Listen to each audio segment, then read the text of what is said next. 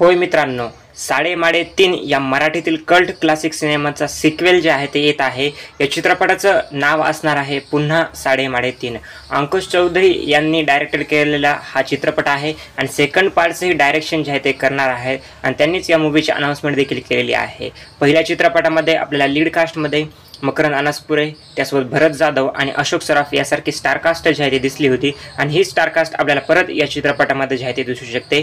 पहिल्या चित्रपटाचं जर सांगायला गेलं तर त्या चित्रपटाची एक सिंपल स्टोरी होती की 3 भावंडांची खरं तर गोष्ट आहे, ज्यामध्ये की 3 भाव जे आहेत म्हणून एक गॅरेज चालवतात आणि चित्रपटामध्ये ट्विस्ट केव्हा येतो तर जेव्हा या तिघांच्याही लाईफमध्ये स्त्री का बायांची जी आहे एक वर्णी लागते किंवा बायांची एंट्री होते। त्यानंतर पहिला जो मोठा भाऊ आहे जे की अशोक सराफ यांनी प्ले केलेला आहे, त्यांना जे आहे बायापासून चीड आहे।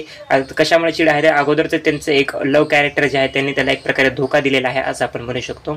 तर अशा प्रकारची एक स्टोरी आहे पहिल्या पार्टची। नक्कीच आता दुसऱ्या पार्टमध्ये काय बघावयास भेटतं व काय नाही, स्टोरी तीच राहते का त्या ठिकाणाहूनच कंटिन्यू होते, एक नवीन स्टोरी पाहावयास भेटते, यासाठी मी तरी एक्साइटेड आहे। कारण की अंकुश चौधरी यांचं डायरेक्शन बघण्यासाठी परत एकदा खूप दिवसांनी एक म्हणेल मी की एक मौका जे आहे ते भेटलेला आहे।